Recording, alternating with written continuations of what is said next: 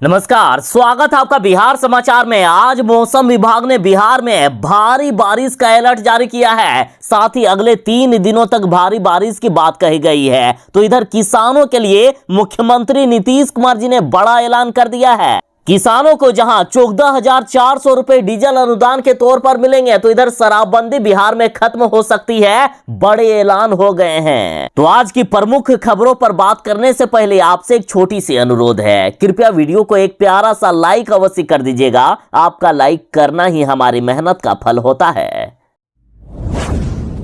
बिहार में लगातार बारिश हो रही है और आज भी मौसम विभाग ने अलर्ट जारी कर दिया है कि बिहार में अगले 3 दिनों तक भयानक बारिश होने वाली है। बिहार में 30 जुलाई, 31 जुलाई और 1 अगस्त को दक्षिण पूर्व भाग को छोड़कर बिहार के सभी जिलों में भारी बारिश का अलर्ट जारी कर दिया है। तो कहीं कहीं अति भारी बारिश को लेकर चेतावनी दे दिया गया है। और हमने भी बिहार के दर्शकों से सवाल किया था कि क्या आपके जिले में बारिश हो रही है, तो 66% लोगों ने कहा है कि हाँ, बारिश हो रही है। और साथ ही बिहार में लगातार वज्रपात से लोगों की मौत हो रही है। प्रतिदिन 10 से ज्यादा लोगों की मौत की खबरें सामने आ रही है। अतः जरा सावधान रहिएगा। बिहार में अगले 3-4 दिनों तक हाई अलर्ट जारी किया गया है। लोगों को अपनी जान बचाने को कहा गया है। तो आज बिहार के लगभग सभी जिलों में और अगले 3 दिनों तक भारी बारिश का अलर्ट जारी है। अतः बिहार वाले जरा सावधान रहें। साथ ही किसानों को इस बार बड़ी राहत मिलने वाली है, क्योंकि तेज बारिश का अलर्ट जारी कर दिया गया है बिहार में।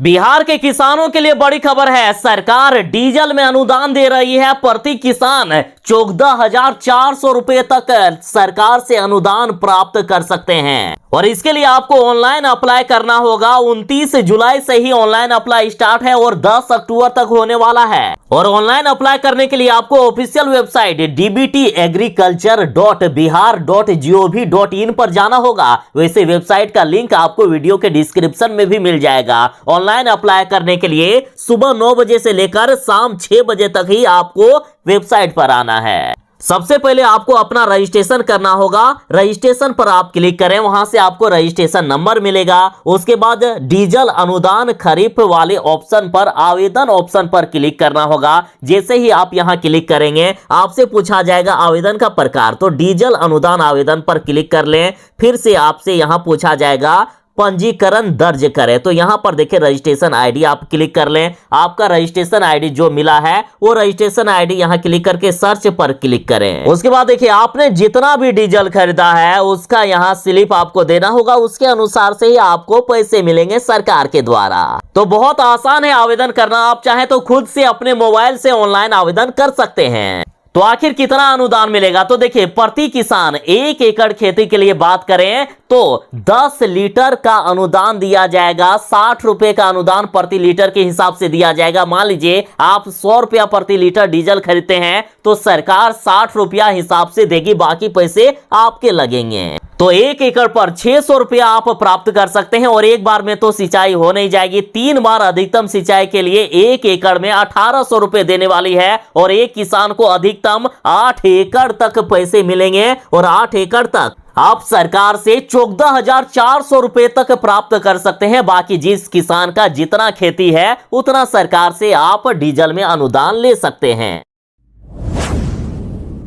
बिहार में शराबबंदी खत्म हो सकती है। जीतन राम मांझी के साथ अब बीजेपी भी लाइन में आ गए हैं। देखिए बीजेपी ने कहा है कि सिर्फ कमजोर गरीबों पर डंडा चलाया जा रहा है शराबबंदी के तहत, जबकि माफिया खुलेआम घूम रहे हैं। तत्काल इस कानून की समीक्षा होनी चाहिए। बिहार से शराबबंदी कानून खत्म होना चाहिए। तो इधर चिराग पासवान ने भी ऐलान कर दिया है कि नीतीश कुमार की जिद से बिहार बर्बाद है। चिराग ने शराबबंदी को लेकर नीतीश सरकार पर बड़ा हमला बोला। और इधर जीतन राम मांझी ने कहा है कि बिहार में शराबबंदी कानून को खत्म करना होगा। पहले भी हमारी मांग पर 3 बार कानून बदला गया है। इस बार शराबबंदी कानून को पूरी तरह से खत्म करना होगा। हम गरीबों के साथ इस तरह से अन्याय होता नहीं देख सकते हैं। जीतनराम मांझी ने कहा है, यदि शराबबंदी के तहत लोगों को पकड़ना है तो जाके अमीरों को पकड़ो ना, अमीरों के घर में जाके रात को जांच करो। आधे से ज्यादा अमीर और नेता लोग शराब के नशे में मिलेंगे। वे लोग रात को शराब पीकर आराम से सो जाते हैं और प्रतिष्ठित व्यक्ति कहलाते हैं, जबकि गरीब लोगों को शराबबंदी के तहत पकड़ा जाता है। इनका कहना है, शराबबंदी खत्म करके यदि नीतीश सरकार जागरूकता फैलाने का काम करेंगे तो बिहार से शराब को हटाया जा सकता है। इस तरह से गरीबों के साथ अन्याय करके नहीं हटाया जा सकता है। जीतनराम मांझी का कहना है कि बिहार में रोजगार नहीं है, हमारे लोग भूख से व्याकुल होकर पेट की आग बुझाने के लिए 2 पेग पी लेते हैं और इसके जुर्म में उन्हें गिरफ्तार किया जाता है या उनसे जुर्माना की राशि वसूला जाता है। बताइए, जो गरीब के पास पैसा नहीं है, पैसे नहीं होने के कारण पेट की आग बुझाने के लिए वो शराब पीता है, वो जुर्माना की राशि कहां से आखिर दे पाएंगे। अतः बिहार में शराबबंदी कानून को खत्म करके जागरूकता फैलाने का काम होना चाहिए, ऐसा जीतनराम मांझी और बीजेपी नेताओं का कहना है। किसानों के लिए बड़ी खबर है। जो पीएम किसान सम्मान निधि योजना के तहत 2-2 हजार रुपए ले रहे हैं, उनके लिए बड़ी खबर है। 31 जुलाई 2022 तक ई-केवाईसी करने का अंतिम तारीख है। जो ई-केवाईसी नहीं करवाएंगे उन्हें 12वीं किस्त की राशि नहीं दी जाएगी। और साथ ही मोदी सरकार ने 12वीं किस्त की राशि देने का ऐलान कर दिया है, डेट का निर्धारण हो गया। सभी यही सवाल कर रहे थे कि आखिर कब आएगा 12वीं किस्त की राशि। तो देखिए, फिर से आपको 2-2 हजार रुपए मिलने वाले हैं। केंद्र सरकार का कहना है कि 12वीं किस्त की राशि 1 अगस्त से लेकर 30 नवंबर के बीच में किसानों के खाते में ट्रांसफर कर दिया जाएगा। आपको फिर से 2-2 हजार रुपए की राशि मिलने वाली है। जैसे ही केवाईसी कंप्लीट हो जाएगा उसके बाद एक नया आदेश जारी कर दिया है। देखिए, केंद्र सरकार सिर्फ किसानों को, सिर्फ जरूरतमंदों को पैसा देने वाली है। जो लोग गलत तरीके से नाम इसमें शामिल कर लिए हैं उन सभी की छटनी होने वाली है। और इसके लिए नया आदेश ये है कि अब आपको अपने राशन कार्ड की डिटेल्स देनी होगी। पीएम सम्मान किसान निधि योजना के तहत अब आपको राशन कार्ड का डिटेल्स देना होगा, तभी आप आगे का लाभ उठा पाएंगे।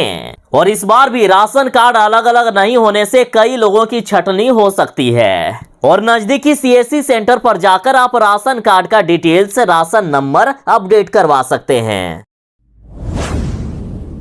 बिहार में जल्द ही सरकार बदल सकती है, क्योंकि एनडीए में कोई भी एक मत के है ही नहीं। लगातार इनके बीच लड़ाई होती रहती है, सिर्फ कुर्सी के लिए ये लोग साथ हैं। एक दिन पहले ही बीजेपी ने जहां ये कहा था कि बिहार की शिक्षा व्यवस्था ऐसी है कि बिना पढ़े ही बच्चे यहां पास हो जाते हैं, और आज बिहार के उर्दू स्कूलों में रविवार की जगह जो शुक्रवार को छुट्टी दी जाती है, इसमें से एनडीए वाले लड़ गए हैं। बीजेपी, जदयू, जीतनराम मांझी की पार्टी सभी एक दूसरे से लड़ गए। जहां एक तरफ बीजेपी वाले कह रहे हैं कि उर्दू स्कूलों में शुक्रवार को छुट्टी नहीं होनी चाहिए, हम छुट्टी नहीं करने देंगे रविवार को। जो नियम है वो नियम है, किसी धर्म के कारण नियम को नहीं बदला जाएगा। और रविवार को छुट्टी होने का जो नियम है तो रविवार को ही छुट्टी होगा, चाहे वहां मुस्लिम के बच्चे ही क्यों ना आए ज्यादा संख्या में। तो इधर जदयू की तरफ से उपेंद्र कुशवाहा जी ने कह दिया कि शुक्रवार को छुट्टी होती है तो इसमें क्या गलत बात है, क्यों नहीं छुट्टी होगी शुक्रवार को। यदि वहां मुस्लिम बच्चे नहीं आते हैं शुक्रवार को तो क्या ऐसे ही स्कूल खोल दिया जाएगा। और अब जीतनराम मांझी ने भी जदयू का समर्थन कर दिया और बीजेपी का विरोध कर दिया है। जीतनराम मांझी की पार्टी की तरफ से कहा जा रहा है कि उर्दू स्कूलों में शुक्रवार को छुट्टी हो रही है तो किसी के पेट में आखिर क्यों दर्द हो रहा है। जीतनराम मांझी ने कहा कि सरकार का एजेंडा बच्चों को पढ़ाना है। बच्चे अगर शुक्रवार को विद्यालय नहीं आ रहे हैं तो हमारा मकसद उन्हें पढ़ाना होना चाहिए, न कि स्कूल नहीं आ रहे हैं और स्कूल खुला रहे। बच्चे शुक्रवार को नहीं आ रहे हैं इसलिए एक दिन की छुट्टी दी जा रही है और रविवार को पढ़ाया जा रहा है। 6 दिन तो पढ़ाई हो ही रही है। और यदि शुक्रवार को स्कूल खुलेंगे, रविवार को बंद कर दिया जाएगा तो बच्चे 5 दिन ही पढ़ पाएंगे। तो बेचारा एनडीए, खासकर बीजेपी का क्या होगा, अब दया आती है इस पर। तेजस्वी यादव की सरकार बनने की बातें हो रही है। जिस तरह से जदयू और बीजेपी वाले एक दूसरे से लड़ रहे हैं तो कभी भी ये गठबंधन टूट सकता है, ऐसी बातें हो रही है। वो सुशासन की सरकार, क्या यही है आपके सुशासन की सरकार? एक तरफ जहां किसानों की बिहार में हालात खराब है, समय पर बारिश नहीं हुई है और किसी तरह से कोई किसान यदि खेती करने के लिए तैयार हुआ तो आप लोग समय पर यूरिया नहीं दे रहे हो। पिछली बार भी यूरिया को लेकर किल्लत हुआ था और इस बार शुरू में आप लोगों ने दावा किया था कि यूरिया के लिए इस बार बिहार के किसानों को किल्लत नहीं होगी, भरपूर मात्रा में बिहार में यूरिया मिलेगा। तो आखिर ये क्या है बताइए? बिहार के हर जिलों में खाद की किल्लत देखी जा रही है। सीतामढ़ी में यूरिया के लिए सुबह 7 बजे से खड़े किसान पर पुलिस ने बरसा दिए डंडे। बिहार में किसानों को खाद नहीं मिल रहा है। महिलाएं हो, पुरुष हो, बुजुर्ग हो, सभी लाइन में खड़े होते हैं सुबह 7 बजे। तो ये कहना है 4 बजे चले जाते हैं भोर को ही लाइन में खड़े रहने के लिए ताकि यूरिया मिल सके और किसानों की जो धान के खेत में उपज थोड़ी सी हो सके ताकि कम से कम माड़ भात खाकर भी जिंदगी गुजारी जा सके। क्योंकि आप लोगों ने जो महंगाई बढ़ाई है ना, उससे खरीद कर खाना तो मुश्किल ही है। और एक किसान को पुलिस वालों ने इतना पीट दिया कि मरते मरते बचा है ये किसान। किसी तरह से इनकी जान बची। ये किसान कह रहे हैं कि भगवान ने मुझे बचा लिया वरना मैं तो मर ही जाता। और इतना ही नहीं, देखे उत्तर प्रदेश से 400 रुपए में खरीद के बिहार में 600 से 800 रुपया में ब्लैक में यूरिया बेच रहे हैं तस्कर। और तस्करी पर प्रशासन नहीं रोक लगा रहा है, ऐसे किसान कह रहे हैं। तो एक तो किसान प्रकृति की मार झेल रहा है, बिहार में समय पर बारिश नहीं हुई है और यदि आप लोग भी इस तरह से परेशान करोगे तो बिहार के किसान आखिर करेंगे क्या बताइए? बिहार में महिलाओं के लिए बड़ी खबर है। महिलाओं के लिए बिहार में 10,000 पदों के लिए नौकरी निकल गई है। जो नौकरी की तलाश कर रहे हैं उनके लिए सुनहरा मौका। सरकारी नौकरी की तलाश कर रही महिलाओं के लिए एक बढ़िया मौका है। राज्य स्वास्थ्य विभाग में स्वास्थ्य कार्यकर्ताओं की बम्पर भर्ती निकली है। बिहार टेक्नीशियन सर्विस कमीशन यानी BTSC ने बिहार महिला स्वास्थ्य कर्ताओं के पदों पर भर्ती का नोटिफिकेशन निकाल दिया है। आप ऑफिशियल वेबसाइट btsc.nic.in पर जाकर आवेदन कर सकते हैं। 10,709 पदों के लिए बम्पर वैकेंसी निकली है। 2 अगस्त 2022 से आवेदन लिया जाएगा और 1 सितंबर 2022 तक यानी पूरे 1 महीने का समय दिया जाएगा। तो बिहार की जो महिलाएं जो ग्रेजुएशन किए हुए हैं वो अप्लाई कर सकते हैं। BTSC में बम्पर वैकेंसी निकली है। 10,000 से ज्यादा पदों पर महिलाओं के लिए वैकेंसी निकली है। मुख्यमंत्री नीतीश कुमार जी, आखिर कैसा है आपका ये प्रशासन? आखिर कैसा है आपका ये शिक्षा व्यवस्था?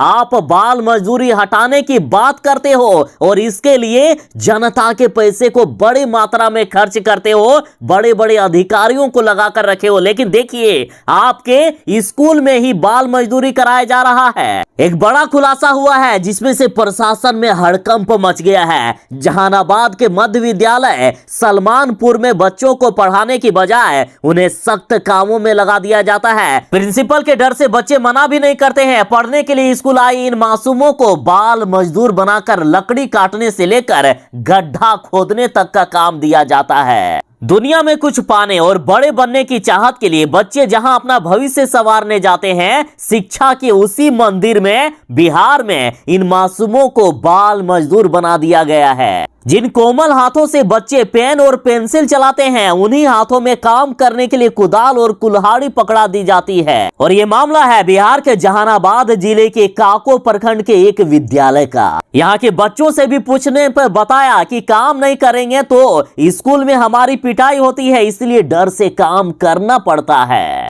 और यहाँ के DM से जब इस बारे में पूछा गया तो वे बोल रहे हैं कि मुझे इसकी जानकारी नहीं है। तो बताइए आखिर साहब, आखिर कौन इसकी जिम्मेदारी लेगा? बिहार के बच्चों का भविष्य बर्बाद हो रहा है। बच्चे अब नहीं पढ़ेंगे तो आखिर कब पढ़ेंगे? क्या मजदूर के बच्चे को मजदूर ही बनाना है? क्या गरीब के बच्चे को कभी अमीर बनने नहीं देना है? आखिर बिहार की शिक्षा व्यवस्था इतनी खराब क्यों है? क्यों बिहार की शिक्षा व्यवस्था के बारे में आपको बताने के लिए सोनू कुमार जैसे लड़के को सामने आना पड़ता है। जनता ने इतने सालों से आपको मौका दिया है, उसके बाद भी यदि बिहार की शिक्षा व्यवस्था नहीं सुधरेगी तो जनता आखिर क्या करेगी? सरकार बदलेगी कि नहीं, बताइए आप ही। बिहार सरकार को अपने से ही फुर्सत नहीं है। लगातार जदयू बीजेपी वाले आपस में दिनों दिन लड़ते ही रहते हैं, तो आखिर कहां से जनता पर ध्यान देंगे। बिहार में नेता, इंजीनियर, अफसर सब मनमानी कर रहे हैं। जगह जगह पर सड़कें तोड़कर रख दी गई है, नालों को तोड़कर रख दिया गया है। लगातार भ्रष्टाचार की खबरें सामने आ रही है। पटना की तो सड़कों का हालात काफी खराब है। इधर भागलपुर की बात करें तो भागलपुर में भी सड़कों को काट कर छोड़ दिया गया है। नगर आयुक्त के आदेश की एजेंसी को कोई परवाह नहीं है। जाम से लोग परेशान नजर आते हैं। देखिए किस तरह से जगह जगह पर सड़कों को तोड़ दिया गया है। और बीते दिन जब भागलपुर में भयानक बारिश हुई, तेज बारिश हुई, तो लगातार इन जो सड़कों को तोड़कर रखा गया था, ये मौत का दूसरा रूप नजर आने लगे। लगातार इसमें गाड़ियां फंसी, कई लोग फिसल कर गिरे, तो कई लोगों की पैर सड़कें जो गड्ढे की तरह हैं उसमें घुस गए, पैर टूटते टूटते बचे हैं। तो साहब आखिर ये कैसी नौटंकी है बिहार में? आखिर ये चल क्या रहा है? आप लोग काम कर रहे हो या लोगों की मुसीबतें और बढ़ा रहे हो? आखिर इस तरह से सड़कों को तोड़ कर रख दिया जाएगा तो जनता का अगर इसमें पैर टूट गया, हाथ पैर टूट गया, किसी की जान चली गई, कोई बड़ा एक्सीडेंट हो गया, तो इसकी जिम्मेदारी कौन लेगा? बताइए जरा। आखिर कब बिहार सुधरेगा? एक तरफ जहां बारिश होने से जगह जगह जल जमाव हो जाता है, आप लोग बराबर दावे करते हो कि जल जमाव नहीं होगा, नालों का निर्माण होता है, नाले तक टूट जाते हैं आपके। जनता के पैसे को भ्रष्टाचार की भेंट चढ़ाई जा रही है। अब रोड भी जो जनता के पैसे से बन रहे हैं, तो रोड को भी खोद कर छोड़ दिया जाता है। तो आखिर ये कैसे चलेगा बताइए। रामविलास पासवान के बेटे चिराग पासवान को लोक जनशक्ति पार्टी के चिराग पासवान को उनके चाचा पशुपति पारस ने खुला चैलेंज दे दिया है। पशुपति पारस ने कहा है कि यदि चिराग पासवान में दम है तो वो या उनकी मां हाजीपुर से चुनाव लड़कर देख ले। जनता फैसला कर देगी किसमें कितना है दम, इसका फैसला अब हो जाएगा। इन्होंने कहा है कि चिराग हो या उनकी मां, कोई भी आकर हाजीपुर से चुनाव लड़ ले, वो इसके लिए तैयार है। अब देखना यह है कि वाकई क्या चिराग पासवान अपने चाचा का ये चैलेंज स्वीकार कर पाते हैं।